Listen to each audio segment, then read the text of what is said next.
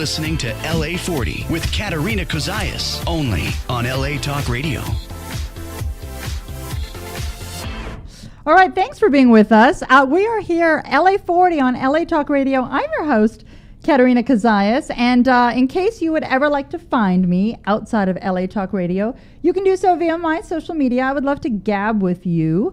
I'm on Twitter at Katerina Cozias, and I'm also on Instagram at Katerina Cozias. Personally, my favorite is Instagram because I'm a visual picture person, but that's just me. I'm joined today by my lovely guest, Dennis Banks. Hello, thank you for having me. Dennis, thank you so much for being here. Thank you for inviting me. You have such a really perfect story that ties into exactly what the premise of the show is about. So I'm going to be just delving into all of that for our listeners, and and I know they're going to get a lot out of your story, which is great. First of all, as we always do on LA40, we drink a little bit of, OJ in the morning in champagne glasses because, hey, why not? Why not? So cheers to life. Cheers to life. Cheers to getting into our 40s and 50s and 60s and 70s and beyond, and remembering that these are actually, the best times coming up right now. Life is getting better. Life is getting better. Cheers. Cheers. All right, so as I finish drinking, for those of you that may be tuning in, LA40 is a little bit of a play on Los Angeles because that is where we're broadcasting from, live from the Los Angeles of A. And also Life After 40. Primarily, the show is geared towards getting Gen Xers to be reminded of the fact that, although in this youth-obsessed culture we live in, people sort of feel that, if they haven't achieved their dream by 40, it's too late. We're actually here to tell you, no, absolutely, it's not too late. And actually, your dream can start right now. So, Dennis, I kind of liken it to your early years. It's 2 chapters, sort of, if we want to take it that way. 0 to 39, where we're all learning and we're growing and we're testing and we're, and then figuring things out, absolutely. Right. And then 40 to 80, where really we take all of that life experience and we put it together with the intrinsic passion and drive and desires and capabilities that we have, and that's when we really make a change, not only within ourselves but for the world. So exactly. I totally agree. It's just that that intersection, like you said, of your experience, your knowledge, all that you've built up, your connections, relationships, along with your passion. And then, if you follow it, nothing can stop you. Great things can happen. Now, I did mention Gen Xers at the beginning, and I don't want to exclude anyone from this. For those of you that, you probably know, Generation X is anyone born sort of between the years 1967 and 1982. So you're looking roughly at the ages of 36 to 55. I'm thinking kind of 38 to 52, but that doesn't exclude anyone over, older or younger, because the message is pursuing your passion can be had at any age. Absolutely. The reason I'm focusing on Gen Xers specifically is for a couple of reasons. One, you hear all about the baby boomers, and there are about 80 million baby boomers out there. And then you hear all about the millennials, right? The millennials. Exactly. Everything's about the millennials these days. Yeah. And there are another 80 million or so. But it's us little Gen Xers in the middle that are only about 55 million people. But we are at that prime in our lives where we're making stuff happen. Absolutely. So I want you to share a little bit about your experience. And basically it goes to making a change in your career later in life. Yeah. Okay. All right. Hello, everyone. So just give you a little background. My name is Dennis Banks. I am a business consultant. Banks Consulting actually started a consulting service. But before that, I worked for years in city government. I worked as a city planner. Now, you were in that career for almost 16 years. That's correct. Right. Yes. Nearly 20 years in the profession. Worked in several different cities. Even worked for the federal government for a little while. So I had, just this extensive background, and honestly, I was on track to just, continue that job, and, you were doing what society told you to do, which was go to school, get a good job, work hard at that job, get your, your stepping stone promotions and your salary increases and stay there. Right. Stay there and then, work my 30 years and retire. And then that's it. And, I was on that track, but I always had a yearning for something else. The job was very good. I did get, had some great experiences, but it was just always something in me like, this is good, but there's something else that really moves me, something else I really want to do, something else I had to get out. So I just started thinking about it like, okay, what things am I really passionate about? What things do I love to do that, I don't care about getting paid? I'll spend my time doing them, things of that nature.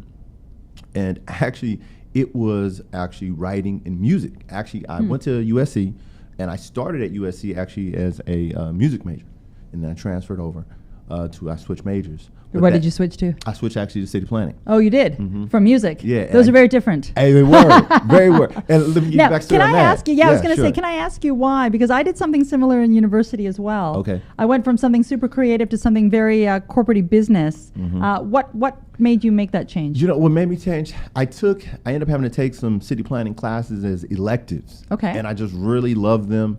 And, I really saw I was really interested in that process, that public process about how things are made, how things are built, why certain neighborhoods are the way they are, how they can change, that kind of stuff, redevelopment stuff. Sure. Really interested. And so then I just switched music to my minor because I still love music. But I was like, okay, well, I can do this as the minor, and I can just pursue this as a major, and... now, is that because you felt a little bit stronger sense of security with the city planning path? I did. Okay. I did. And yeah, definitely. And that was another thing too, definitely some other influences were definitely definitely a stable job. Right. It's good to get a stable job. Music is, really unstable and you don't want to do it. And, because I knew a lot of musicians and some of them did well, some of them hadn't. So they were like, oh man, I wish I shouldn't have done this. I should have done something else. And so, at that time it was kind of like, oh, okay, well, what am I going to do? Right. So I figured, well, let me get something stable and Okay. if need be, I can go back. And it's something you liked. And it's something I liked. So, It's something I liked, exactly. So I did that. And so like I said, I liked it. I did it for a long time. But it's always been that, that passion, that urge, that something in me to go ahead and express that creative side of me. Okay.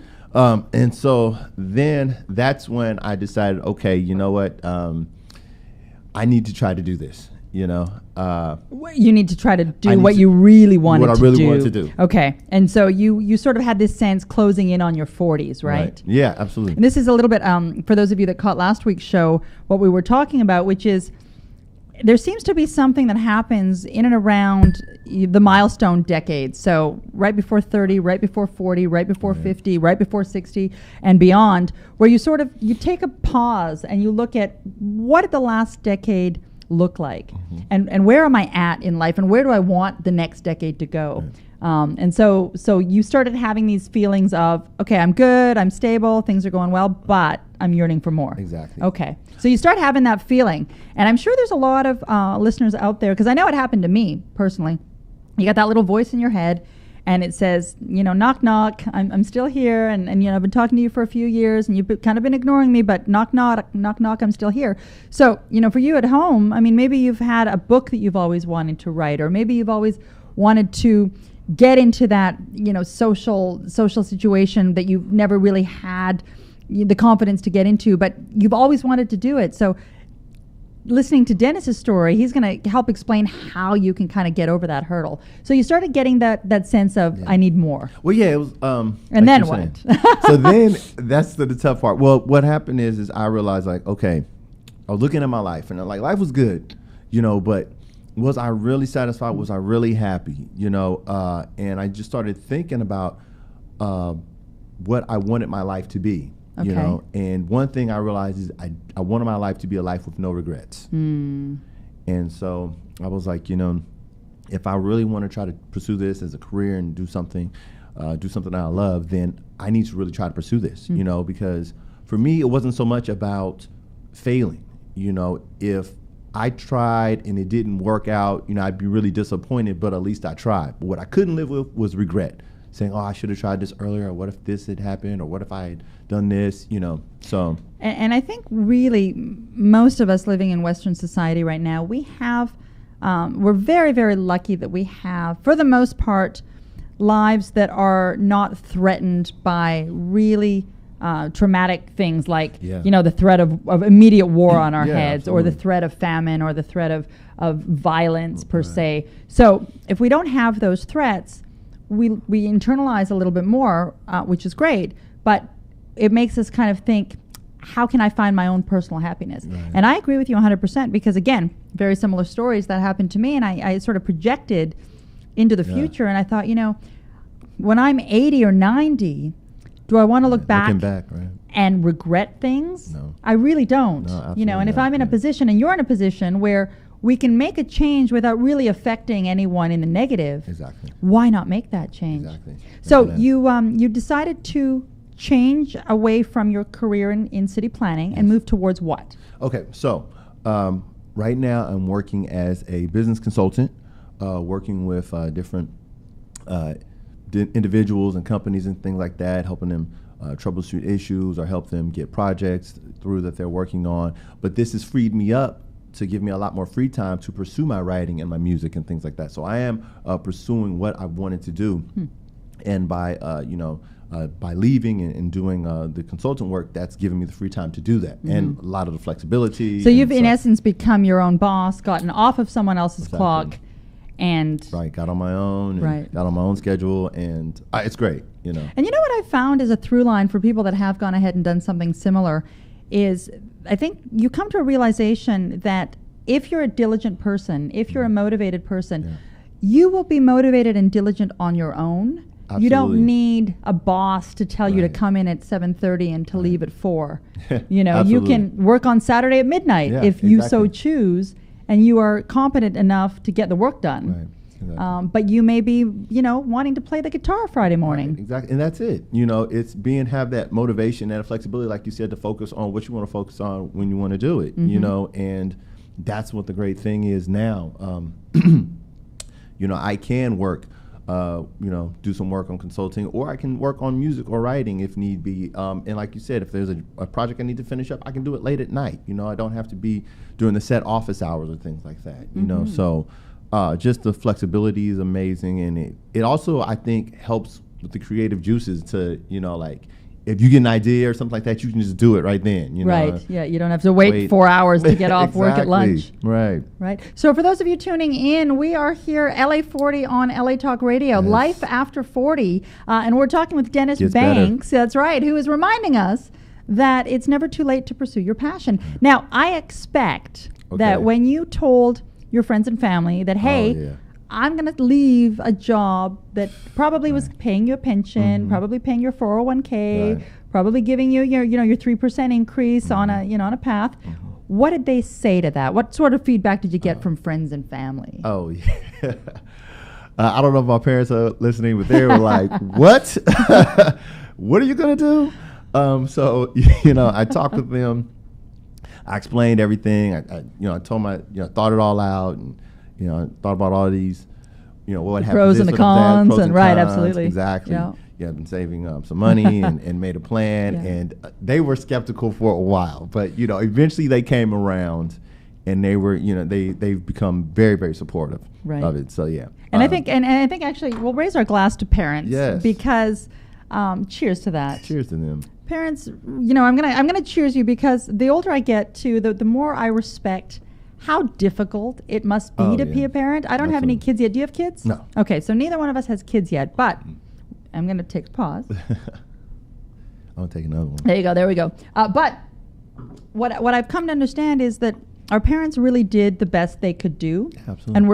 And I'm incredibly fortunate to have the parents I've had, but that it's human nature that they want to protect you. Absolutely. And so anytime you're going into uncharted territory, Right. I think it's their yeah. job to sort of give you that little, like, Right. the flashing yellow light Exactly. of just, hey, Exactly. have you thought this through Right. correctly? And I think once you can prove to them that you have, then they become your biggest supporters. Absolutely. And that's exactly what happened. So yeah, definitely. And I feel like if my parents hadn't questioned me at first, that may have been a problem, because but they were definitely like you said, they just want you to be cautious. They're looking out for you, your interests. But yeah, like you said, if you show them a plan, hopefully they'll get behind it and be supportive as Right. mine. And if you're listening and you have had a similar story of when you were on a very corporate charted path, but you decided to do a 180 and move into uncharted territory, call into us. We have our dial-in number. Absolutely. And you can reach us here. Dennis and I are here. It's 818-570-5085. I'm going to say that again. It's 818-570-5085. Call us and let us know if you had a sort of a similar story with your parents. If they were, sort of, hey, you better think about it. You don't want to be flipping burgers. But then they came on board and are supportive of your passion. Dennis, we were talking before the show started about the challenge that we ourselves have. So we have the challenge with friends and family. Mm-hmm. How about the challenge within ourselves to give ourselves the mental permission to make that change? Yeah, that is tough too, because that was something I had to come around on. I had to really think about, why am I doing this? Can I do this? Should I do this? Why is this the time now to do this? Why don't I just wait? And so what did you answer? Why didn't you wait? I waited. I decided not to wait because I realized that the job I had was not the career I wanted. Okay. We have a caller, Dennis. I'm going to put you on pause for just a moment, and we'll pick up our phone here and see who's dialing in with their story. Hi, you're on LA Talk Radio. Katerina speaking. Who's this? Hello? Hey, my name is Derek, and I had to turn the volume down so that you could hear me. But I was in the healthcare industry. Oh, and by the way, hi, Katerina. Hello. You're a very attractive-looking woman here on the screen. That's why I called, really, because I'm trying to get a date with you. No, more seriously here. I was in the healthcare industry, and then I decided, I didn't really decide, but the acting thing just kind of fell into my lap. I had a patient who, he was working on Saturday Night Live a lot. Okay. And he said, Derek, you're a funny guy. You should think about acting. And I thought, yeah, right. Well, so I just kind of jumped in there. And 20, 30 years later, I'm still doing it. And now, all right. So now you're doing the acting? I know Dennis was talking about getting old or something like that. He's not old. He's young. And I wanted to do before I got old. I'm Absolutely. booking more now, way more jobs now than I ever did when I first started out. But I think, and my parents, my dad was a World War II veteran. Oh, wow. Okay. So, these guys, they come back and they're messed up. And I was in the military myself, so I kind of get that. And my mother was killed when I was like 5 years old. Oh, my goodness. So parents are not involved in any of this at all. So I just, and you know what, as far as acting, I didn't tell anybody, really, because when you're not really working and you're not really on anything, and they don't understand all that. So that we clarified. How come you're not a superstar yet? And this kind of thing. Right. So Derek, to clarify, what you did is you took your corporate, your traditional career in healthcare, and you really just jumped off the cliff and went into the acting field. Wow. And so when did you start sharing that with your friends and your peer group? Well, now actually, I actually coach a lot of actors. Okay. And the first thing, I'm not here to preach a sermon or anything, but the first thing I tell them is that I attribute all my success to the grace of God. And we start from there. And then I start talking to them about their habits. What kind of habits do they have? If you're sitting around all night, 4 or 5 hours of television, do you want to be a professional TV watcher or do you want to be an actor? Right. Thank you very much. And if you have passion for it, like I rehearse acting scenes. This is really crazy, but I have pictures of very well-known working actors, and I put their headshot just so their eyes are right on the screen, and I rehearse scenes with them. Wow, to them. I love that. Yeah. And that really, really, really worked. And that's just one little thing I do. So I'm always working on improving my craft. And now, Derek, do you feel if you more put the time in, fulfilled? Do you feel more fulfilled? doors open up. Yes, absolutely. And that's absolutely the case. And this is what we were saying last week: is if you get on that path where you're adding passion and effort into something, everything seems to work in your favor. And so I think that's passion is key. Absolutely. You got to keep the pilot light lit. Right. Do you feel more fulfilled now, having pursued that acting passion? Well, yeah, because the fruit is starting to show up on the tree. Yeah. I'm booking way better stuff than I did when I first started out, and but it's a learning process, and you just have to keep. Kobe Bryant went to the gym and shot 350 jump shots every day, and you have to stick it out. You have to believe in yourself, and of course, like I said, I really trust in God to open the doors. If I expect to get good results, I've got to do the work. Hello. Do you have some advice for younger people in a similar position that may be wanting to make that change, but are cautious? You have to cast your net out over the water. You really do. You have to take action, and it's a risk, and you have to be willing to take that. I mean, I could fill up your. How many hours are you on this show right now? I could fill it up, but there's just a lot of.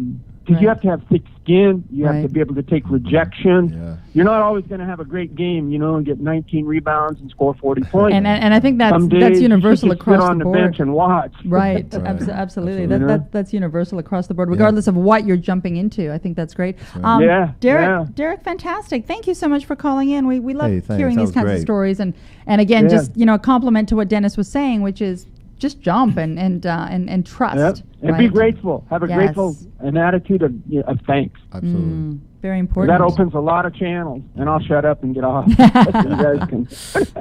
Derek, we wish you all the very best. Thank you for following us. Okay, thank you guys. Cheers. All right. Keep it up. All right, and that was and you heard it from him, and you could actually hear the passion behind what he was saying. He's alive. You could hear that. Yeah, no, you can hear that he's really, stepped into what he wants to do, stepped into how he wants to live, and he's grateful for it and he's glad for it. And like you said, but what he was talking about is rejection. Yeah, that's big. Are you concerned about rejection? I've already been rejected, so at this point it's but that's part of it. That's part of the. Now, have the you been process, the rejected? journey. Have you been rejected in your line of music and writing? Yes. Okay. Yes. I mean, I've submitted stuff, and it, they've been like, it's good, but it needs more work. And I've gotten notes and stuff like that. Or, I see the potential here, but, you need to work a little more on it. Or, so. Walt Disney was rejected 305 times. Oh, wow. Before he found someone to trust and give him the financing to start the Walt Disney Corporation. So, there you go, people. There you go. To Dennis's point, then don't, I'm good. Don't listen to just that first much. guy or that second guy or that third guy. And you hear these stories over and over again with authors. Yeah. Stephen King is another one, actually. Stephen King was writing for 7 years before somebody finally published his novel Carrie. And, Stephen King has been translated into 80 languages, I think. I mean, multi-millions of dollars worth of books sold. Numerous novels. But you have to have an ingrained sense of belief in yourself. Do you feel you have that? Absolutely. Okay. Absolutely. And I do have that confidence in myself just because when I do it, it's just simple. I get total joy and pleasure from it, and by showing my work, me being here, honestly, I feel like is just a further example of that. Because before I wasn't even telling people I was doing this, That's right. But now I'm able to, share it with people and stuff and it was so funny when I started to share close friends and stuff about this. They were like, "Oh my gosh, I want to do something like that too. Not so much writing, but I would love to leave and do, pursue my own whatever pursuits are." And So and that's nice that you can be a bit of an inspiration to people as well. And I did not realize I would be, but as the feedback I've gotten back, that's what people have been telling me. So that's great as well. So and I'm assuming that aside from the writing and the music, you're also quite enjoying being an entrepreneur in your own right. Absolutely, and that's so funny. That's where a lot of the blessings and good favor have come right now because, I'm still having time to write and stuff. Mm-hmm. But yeah, I've been getting a lot of good, steady work doing the consulting, so that's great. Now, speaking of steady work, because of the proximity to election 2016, yes. How do you feel? I don't want to ask you. Well, I will ask you about your political views. What do you think? What do you feel Trump is going to offer you as a Gen Xer as we head into 2017? Well, because that is our choice, America. That was America's choice. Right. I'm going to drink right now. I think we got to drink, you and I. Yes. Cheers. Cheers to some OJ. Oh man, yeah, yeah. This after saying that, this made me stronger some OJ for me. We need stronger than OJ right now. That's funny. No, I'm hoping for the best. I'm very skeptical. I look at myself as having very liberal, progressive views. I know I do. So, I did not vote for him, but and just some of the things he said has worried me.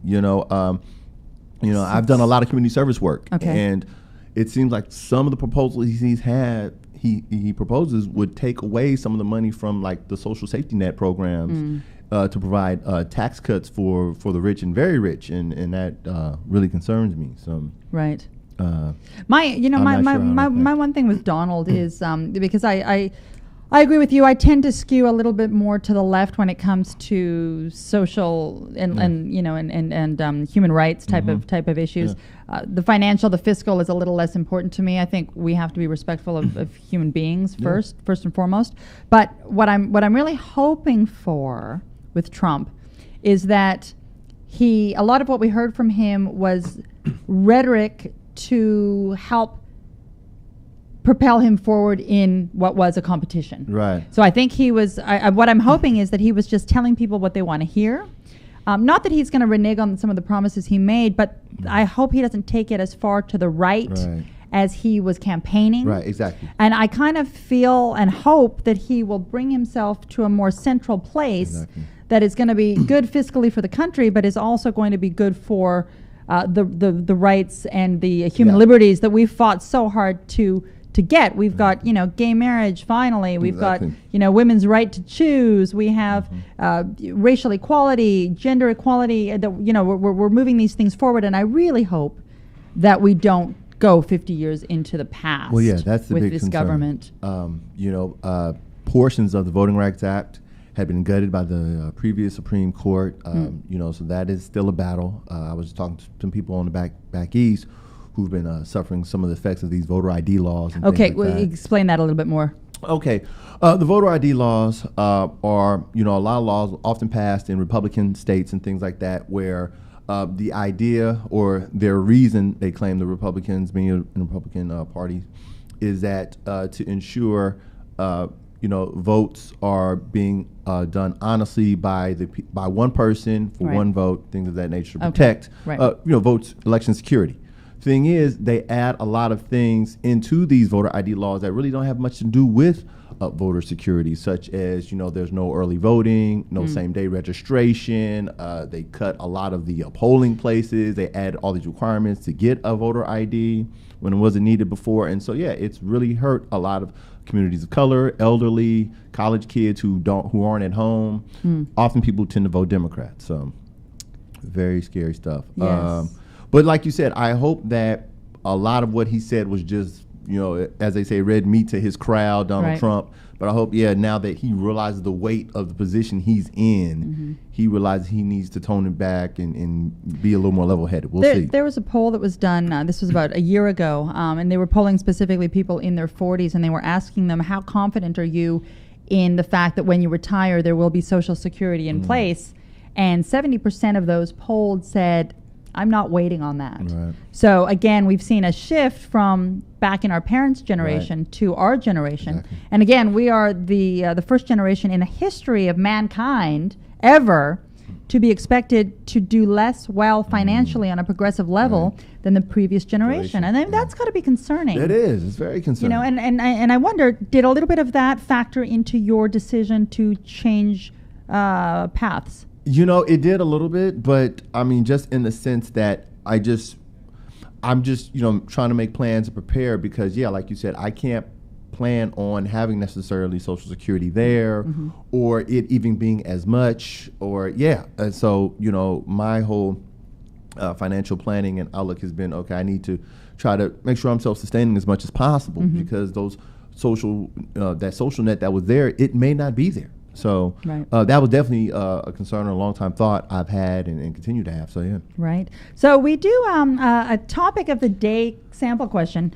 Excuse me. This sort of came in organically in the conversation we were having, but I'm going to throw it out there for our listeners. So the topic question of the day is, the process of really coming into your own takes a lot of determination, even when many people might want to hold you back. And a lot of times, excuse me, a lot of times they hold you back because they themselves don't have the will to make that change. So how do you stay motivated in the face of naysayers when you know that there's a person that you really want to become? And so we talked about that a little bit with you. Oh, you want me to? Well, you know what? I'm going to throw it out there to our viewers. So the gist of the question is, you want to make a change. You're going to make it. Everyone around you is saying, you're crazy, dude. What are you thinking? Right. How do you quell that and continue to pursue what you know is truth for you? Yes. And I know for me personally, it was a little bit tough because and I've mentioned this before. I've always, for 20 years, have known that I wanted to be a host and be an interviewer, and that sort of has been my passion. But my career took a different path, and it went down the finance route, and then I was in a few different sectors. But when I decided that no, similar to your story, Dennis, I know there's something that I want to do, and I'm going to pursue it, and I think the time is now, on the cusp of 40, to really do it. I had a lot of people saying to me, what are you doing? Like, you're going to leave your amazing job, because I had an amazing job. I was working in the yachting industry, and I was traveling the globe and back, and I had I still have it, but I'm not living in it. My renter is living in it now, but I've got a great place in Miami, and all these things, and people are like, what are you thinking, kind of shifting careers? And I said, well, I'm sort of treading one foot on one side, one foot on the other side, but you have to make that jump and that leap and believe in yourself and make that change. And I know with my limited time that I've been, out to LA, I've been a little bi-coastal, but the limited time I've been out here, when you get on that path, things just start to fill in. They do. They absolutely do. And that's what taking that leap of faith is about. You have to have that belief that, things will work out, and, if you stay focused, work hard, and they do, things will start to, gravitate, people start coming into your sphere, that will help you, things like that. Like you and I met, Right. So yeah, that's right. It's funny.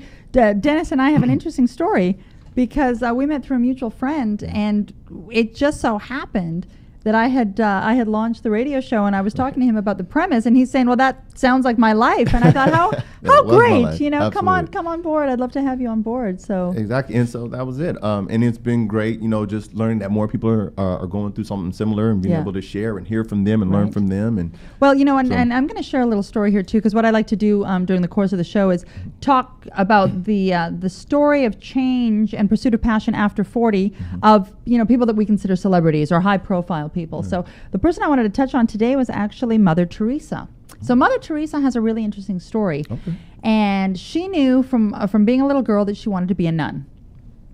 But she was sort of out there. At the age of 27, she decided to go to India and be a nun in India, be out there to help people.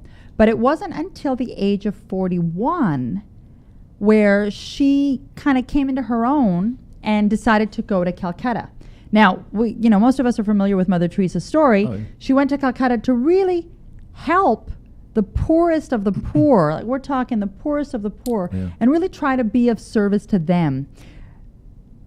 That was 1950, okay? Wow. She started a charity called the Missionaries of Charity, literally to go help shelter, clothe, feed the poorest of the poor.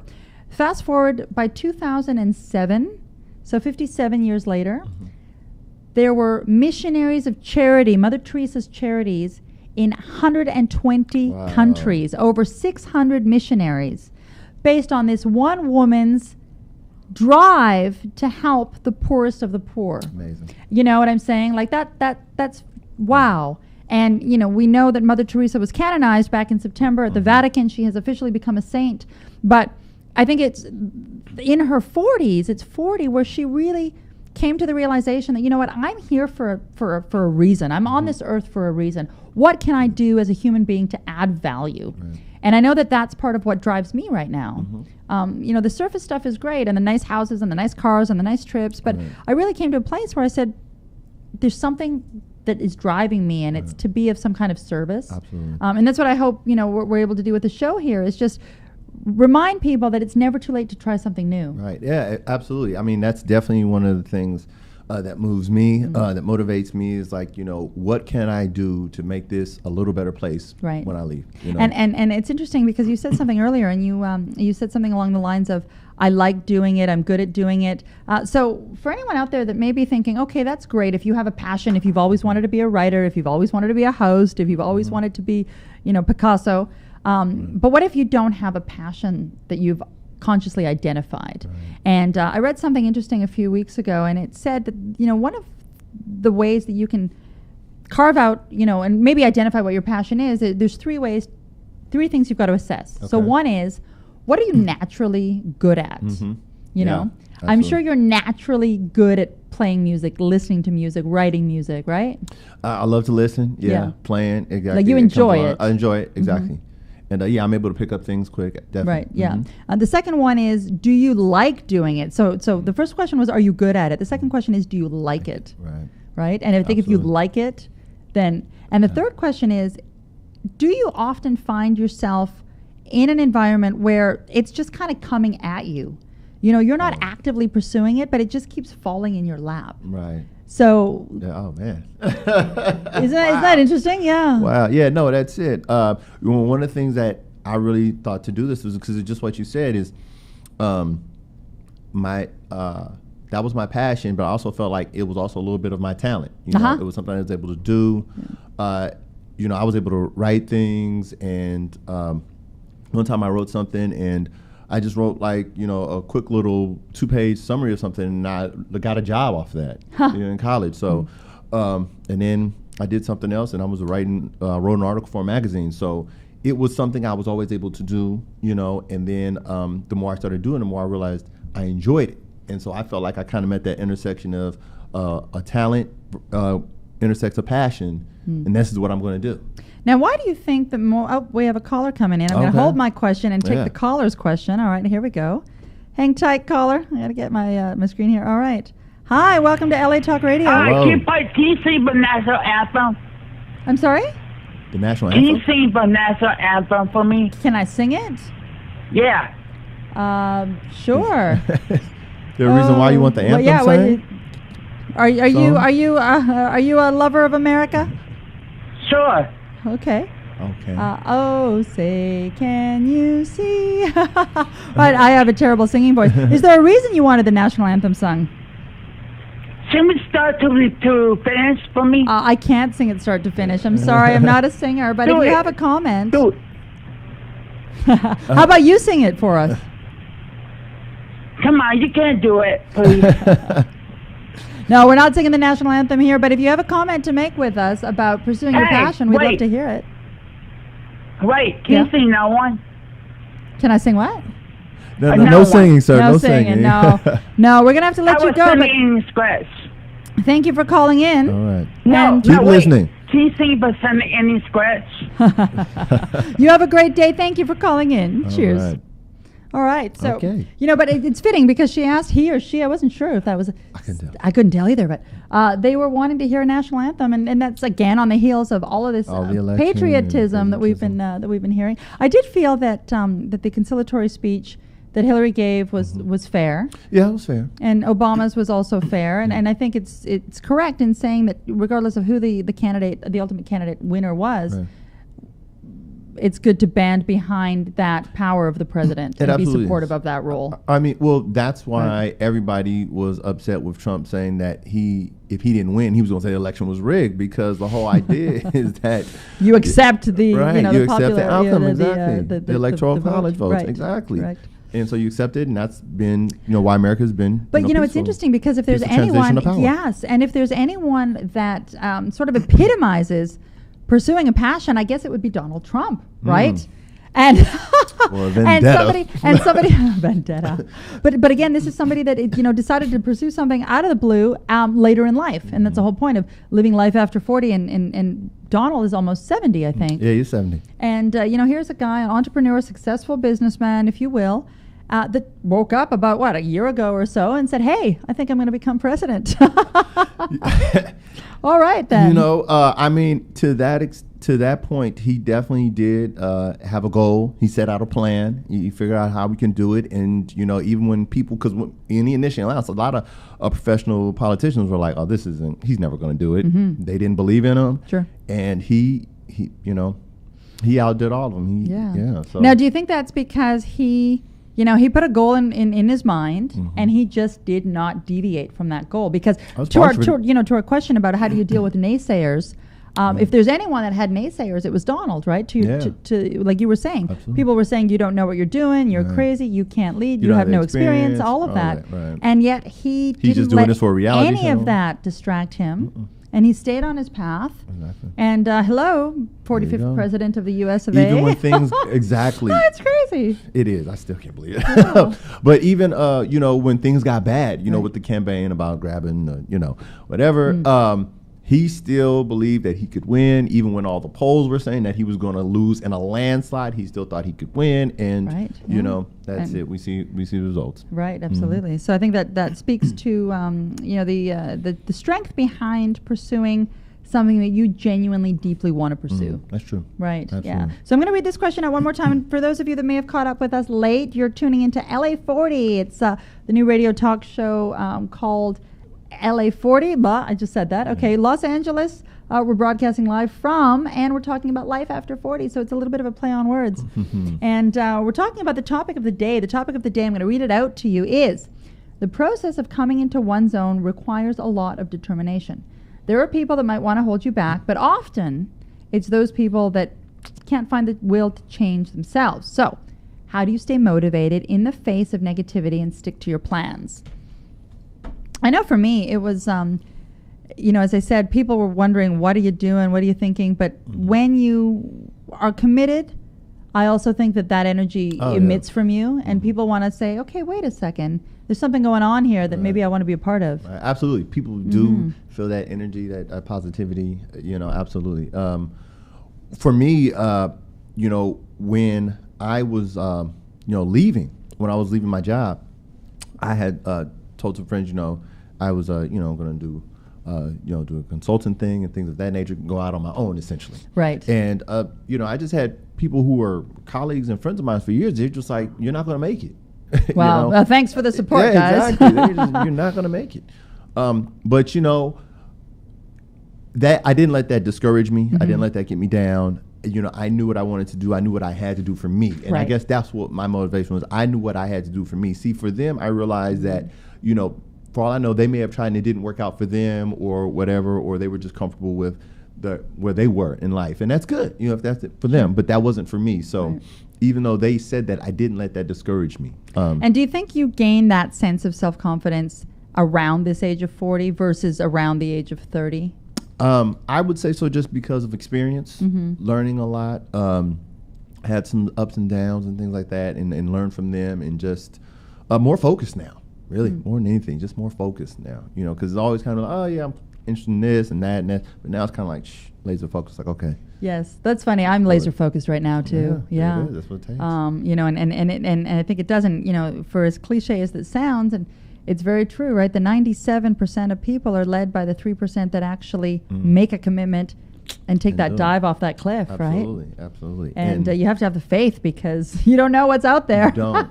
You absolutely don't. And then honestly, I guess for me, I needed to just get more, lack of a better word, focused and mature, because it wasn't so much mature. It was just, it's LA, like it was, Okay, meaning what? Meaning that it's so many opportunities for fun, to do so many things here that's hard to stay focused, but you have to block all that stuff out, And I think too, by this age, I know that's, this is true from my truth. I had so many amazing years of fun. Exactly. And I sort of feel full from that. Yeah, exactly. Right? And That's it's kind of exactly like, okay, I'm going to go out to another restaurant. I'm going to go out to another lounge. I'm going to go out to another club. Right. Concert. Been there, whatever. done that, right? Exactly. Right. And now it's kind of like, no, I'm on a mission. Exactly. I've right? had those experiences and those were great, but now I'm on a mission. Right. That's yeah. exactly Yeah. it. So, And to quote one of my mentors, actually, Kevin Undergaro, he says, one of the keys is think less, do more. Because you can think yourself into oblivion. Right. But you have to start taking some action. If you want things to change, if you want to pursue a course of action, you have to pursue it. You can't just think about it. Exactly. How long did it take you to make the mental shift from going from your planning job, what was it, sorry? City planning. City planning, sorry. I'm thinking public planning, city planning, to venturing out on your own? It took maybe... How long was it stirring around in your mind? Okay. It was stirring around for several months, almost half a year maybe, really just thinking, should I do this? Should I do this? And I just started having to think, okay, pros, cons, why not? Right. Yeah, and then it was like, okay, once I make that decision, then, go toward a plan. One thing I like to say is about the negativity people, the way I was able to stay focused too is that for me, my circle did get a little smaller as far as friends and associates. How so? It got smaller in the sense that, I really just, I really just started You had to keep sort of people around, filter out Mm. people. A Bible scripture I love, Proverbs 27:17. It says, "Iron sharpens iron, and that is how a friend should be toward each other." And basically, that means your friend should push you, motivate you, things like that. I just really started thinking about like the type of people I had in my life. Were these people that were pushing me, encouraging me, things of that nature. And those people stayed, and the ones that didn't, those kind of got filtered out. And being in that, kind of creating that.